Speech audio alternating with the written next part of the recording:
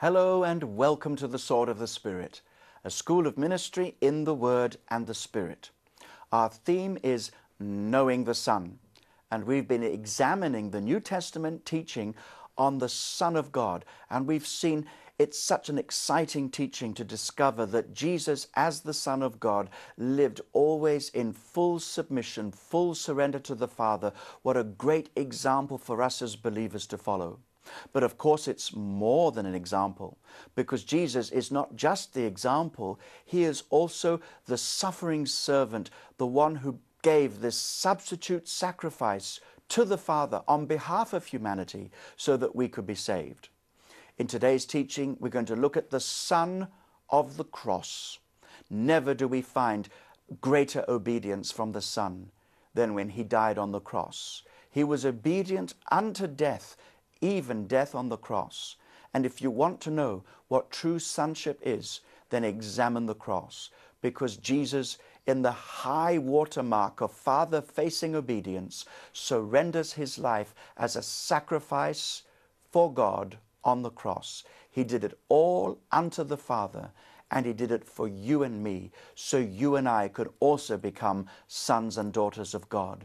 So in today's teaching, we're going to see the Son surrendering to the will of the Father and dying on the cross for our sins so that we could know God fully and completely.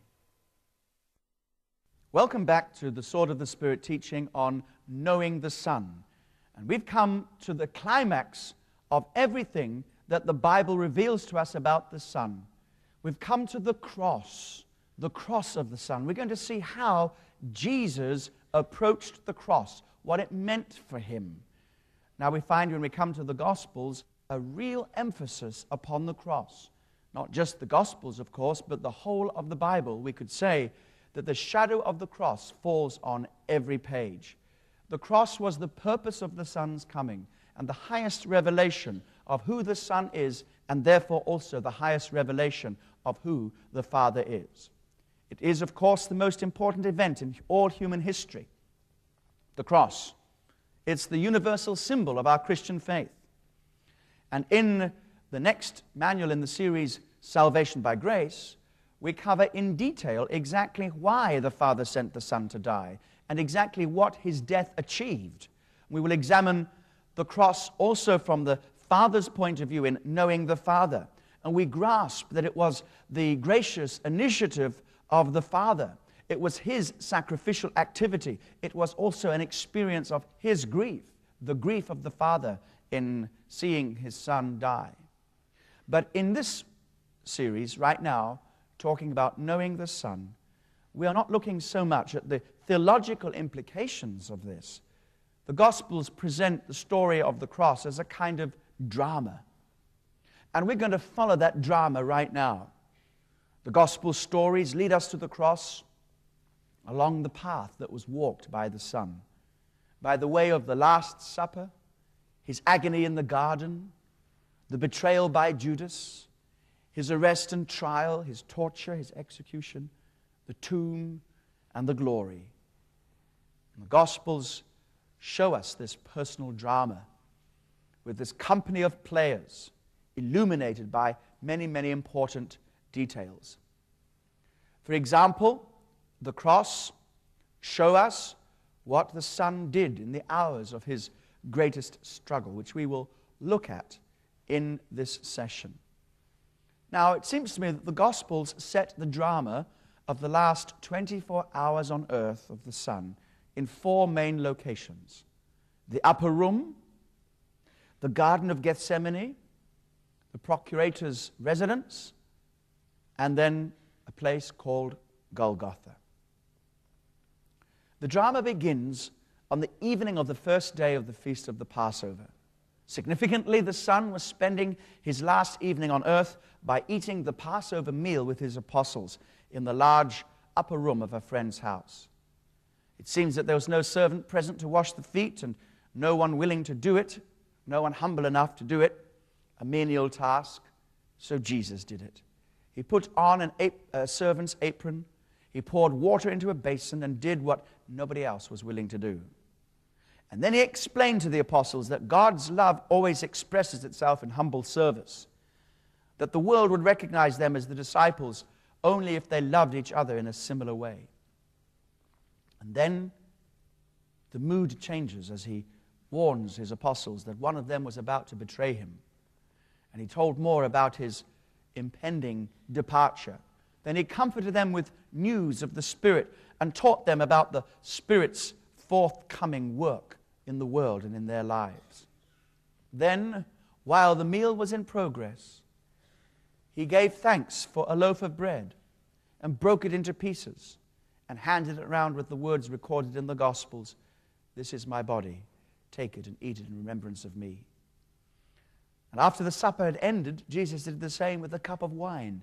He gave thanks for it, passed it around, and told his disciples what it symbolized. "This is the new covenant in my blood." These are important words and actions which dramatize and explain Jesus' death before it happens. We look at them very, very fully in Glory and the Church. But the words in the upper room, in the giving of these instructions concerning his own memorial service, were clear that this institution was going to be unlike memorial services, certainly as we know it, and they should not commemorate his birth and life, his work and words, so much as celebrate his atoning death. Nothing underlines the significance that Jesus gives to his death more than the words at the Last Supper. It's plain that he wants us to remember him essentially by his death on the cross. If the cross is not central to our faith and to our worship, it's not the faith and worship that he's seeking. Now, in Jesus' words of institution, he refers to a new covenant. That's the institution of the Lord's Supper. He refers to a new covenant. He says, for forgiveness of sins. And we look at these phrases in salvation by grace. But it begins with a covenant, a binding agreement that God gave to Abraham, which promised him a land, great blessing, a personal relationship, and a multitude of descendants. And then God renewed and added to this covenant after rescuing Abraham's descendants from Egypt. And at Sinai, he promised to be their God and to make them his people. And he ratified this promise through the blood of a sacrifice which Moses sprinkled on the people. Then about 1,000 years later, the prophet Jeremiah promised that God one day would make a new covenant, which would involve forgiveness of sin and a radical change of heart. In Jeremiah chapter 31, verses 31 to 34, Jeremiah says, "Behold, the days are coming, says the Lord, when I will make a new covenant with the house of Israel and with the house of Judah, not according to the covenant that I made with their fathers in the day that I took them by the hand to lead them out of the land of Egypt. My covenant which they broke, though I was a husband to them, says the Lord. But this is the covenant that I will make with the house of Israel after those days, says the Lord. I will put my law in their minds and write it in their hearts. And I will be their God, and they shall be my people. No more shall every man teach his neighbor and every man his brother, saying, Know the Lord. For they all shall know me, from the least of them to the greatest of them, says the Lord. For I will forgive their iniquity, and their sin I will remember no more." At the Last Supper, after another 600 years since those words were spoken by Jeremiah, the Son claimed that the promise was about to be fulfilled through the shedding of his blood in death. He said that he was going to the cross to die, to bring his people into a new, unbreakable covenant relationship with God. And then the Last Supper also shows us that the death of the Son must be personally appropriated. The apostles were not just spectators or listeners to this drama that was unfolding in the upper room. They were to be active participators. The Son may have broken the bread, but the apostles had to eat it. The Son may have poured the cup, but the apostles had to receive it. Just as it was not enough for the bread to be broken and the wine to be poured out, so it would be not enough for him to die. The apostles had to appropriate personally the benefits of the death of Jesus. And this was no more than what he had promised in John chapter 6, verses 53 and 55. Then Jesus said to them, most assuredly I say to you, unless you eat the flesh of the Son of Man and drink his blood, you have no life in you. Whoever eats my flesh and drinks my blood has eternal life, and I will raise him up at the last day. For my flesh is food indeed, and my blood is drink indeed. And so even for us, now we must receive the benefits of Christ's death by faith as we feed on him in our hearts. And the communion service is a reminder to that, and brings us closer and more involved in what we'll have already when we share in Christ in the communion. And so we have here Jesus setting out every essential element and ingredient for the drama of the cross that was about to unfold before their very eyes. They go from that place in the upper room to another place called Gethsemane, a garden that they were familiar with. And as he was going there, he walked through Jerusalem, taught them, prayed the priestly prayer, and then he went to this place where they'd often met before. The Gospels record how the Son asked about 8 of his disciples to watch, and while he took Peter and James and John further on, and they were to pray with him. Jesus shared with them the intimacy of his heart, these whom he had fellowshiped with as brethren, his closest associates, those who had most readily accepted him and most intimately communicated with him and received him. He said, I'm overwhelmed with sorrow, even to the point of death. And he asked them to keep watch with him. And he went a little further into the garden. Those few steps, how lonely they must have been.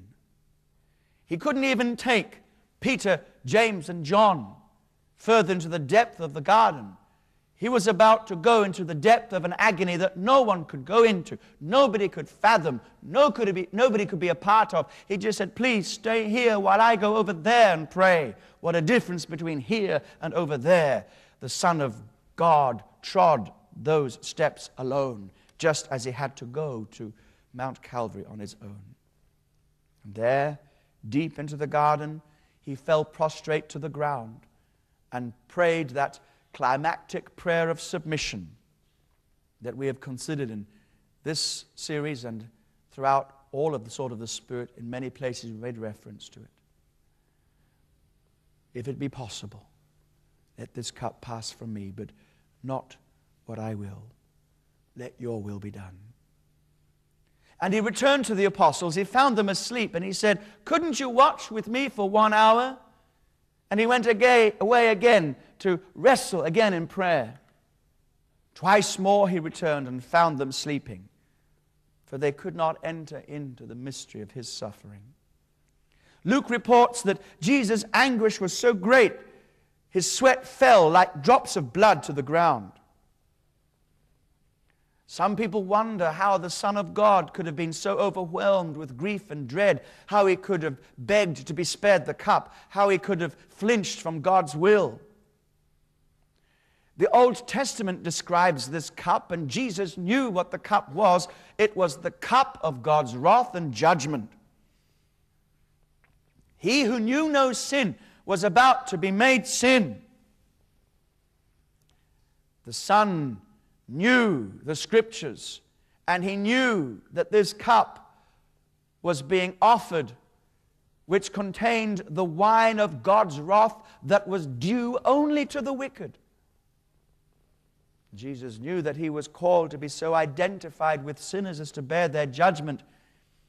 And in the garden, his sinless self recoiled from this. He may have hung back from experiencing the alienation from the Father, which was inevitably involved with this judgment. But he did not rebel or disobey the Father. In his humanity, he may have drawn back from the cross as it went right against every human instinct for self-preservation. But he was no ordinary human. He was the ever submissive Son of God. The Gospels show how in these moments Jesus drew strength from the angels as he accepted the implications of this death that was coming to him. He knew that the cup would be given to him by the Father, and he was willing to drink it. So he waited quietly, passively, meekly in the garden for the kiss of the traitor, for the trials of the Jews and the Romans to begin. He even spoke those words recorded in John 18 and verse 11. Peter, put your sword into its sheath. Shall I not drink the cup which my Father has given me? And then, from Gethsemane, by the way of the traitor Judas, we have a presentation in all of the four Gospels of a complex drama which blends together a great host of factors leading into Jesus' death in this period of the trials. They record that the Son was publicly executed as a criminal because his teaching was considered to be dangerous and subversive. This is where the rubber meets the road, friends. The message of Jesus is contradictory to every message of the world. The message of Jesus is the message of God, and this world is in the hands of the evil one. There is a collision of kingdoms here. Jesus' message is dangerous and subversive to the kingdoms of this world, to the kingdom of the devil, and so the devil incites such opposition and rejection. This is how it manifests. The Jewish leaders were outraged by Jesus' seemingly disrespectful attitude towards the law of Moses. While the Roman leaders were worried by his challenge to Caesar's supreme authority. Both of these leaders, the Jews and the Romans, were so disturbed by the Son that they forged an unholy alliance to do away with him. He was tried in a Jewish court for blasphemy, then in a Roman court for treason, and was finally executed as a lawbreaker. The Gospels present a mixture of legal and moral factors in their accounts of the Son's trials. They record that both the Jewish and the Roman courts followed careful legal procedures. The prisoner was arrested, charged, cross-examined, witnesses were called and questioned. Then the judges announced their verdicts. But the Gospels also insist that the Son was innocent of these charges, that the witnesses lied, and that the judges' verdicts were miscarriages of justice. Furthermore, they insist that the officers of both courts were not disinterested, impartial legal officials, but they were flawed, sinful human beings whose outer actions confirmed and exposed their inner corruption. As ever in the Gospels, the Son does not appear as a remote and distant figure. He's always deeply involved in his world. And the story of the Son and the cross is the story of the Son's close interaction with the lost people whom he had come to save. There are a group of individuals that the Gospel implies they were directly responsible for the Son's death and his trials. Judas betrayed the Son into the hands of the chief priests, handed him over for money with a kiss. Caiaphas and the priests arrested the Son. They tried him for blasphemy and handed him over to the Roman procurator. Pilate tried Jesus and passed him on to the Galilean ruler. Herod questioned Jesus and handed him back to Pilate. Pilate then involved the crowds in the death sentence and then handed Jesus to the Roman soldiers who crucified him. Judas the traitor, he's first mentioned in the early parts of the Gospels. And in each verse, he's numbered last of the 12 apostles and is introduced as the one who betrayed Jesus.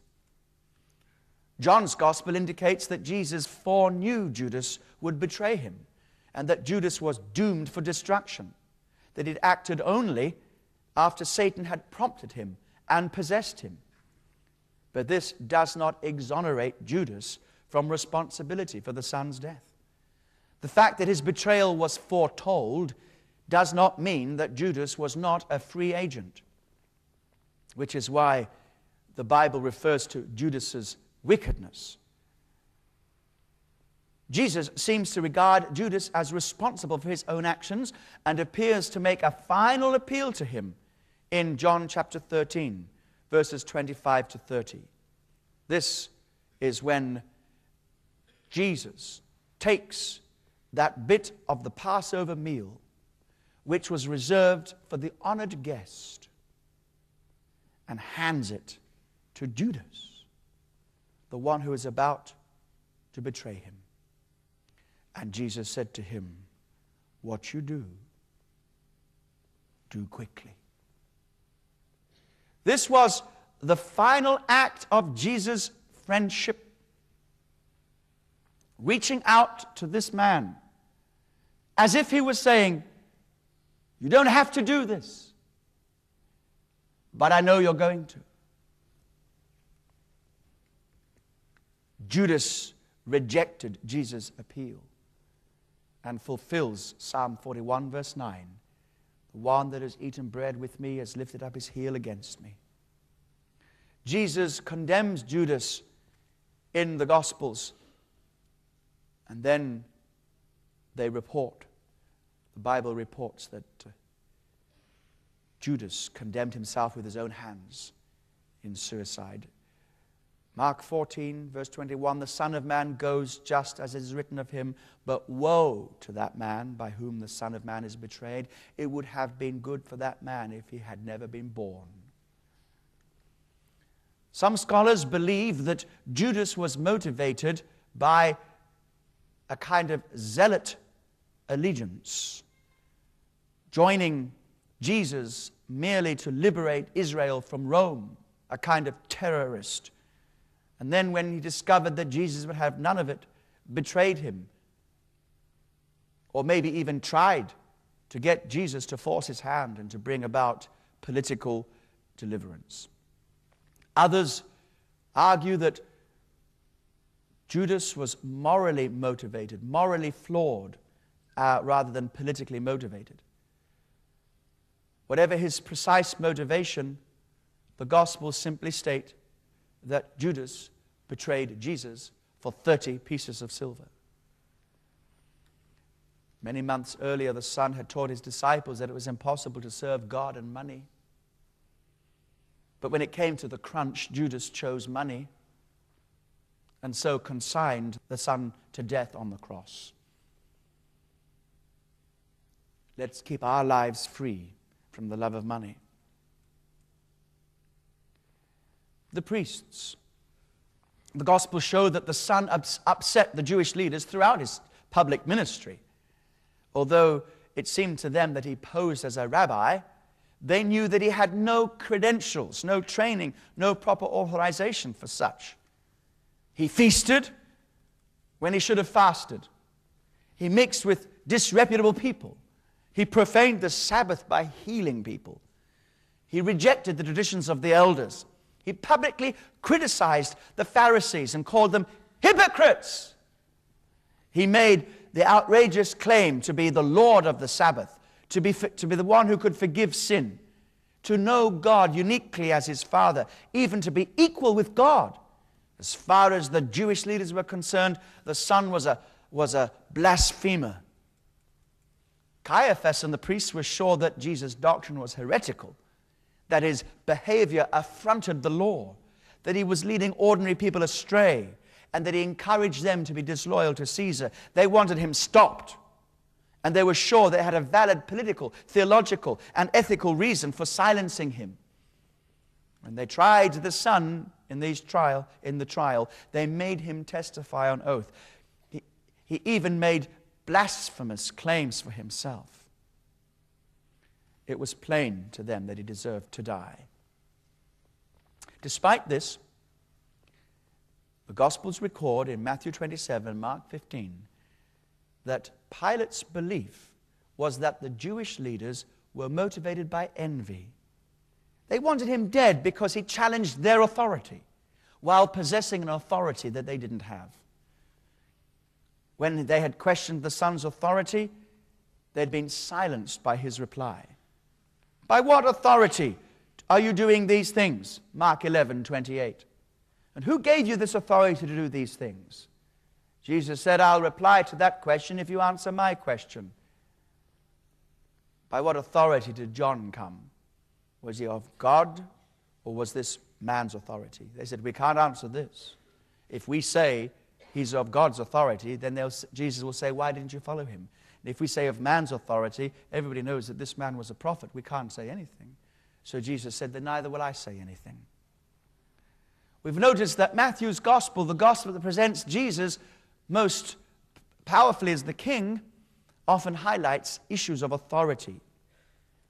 Matthew describes two jealous plots to eliminate the Son. First, at the beginning of his life, by the Jewish king Herod, and then second, at the end of his life, by the Jewish priests.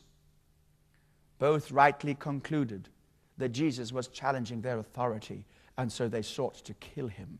And every political authority that sets itself against God, and every religious authority likewise, needs to fear and tremble, because the Son is there to destroy every human rule and every human religion. That's why they opposed him then. That's why they oppose him now.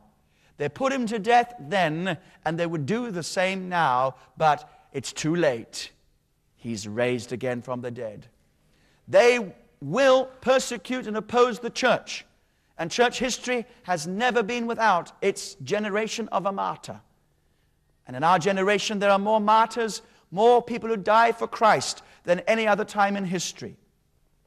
And if we are persuaded that we should go forward and seek the kingdom of God and to preach and proclaim the kingdom of God, some of us may die also in the cause of Christ. They sought to kill him.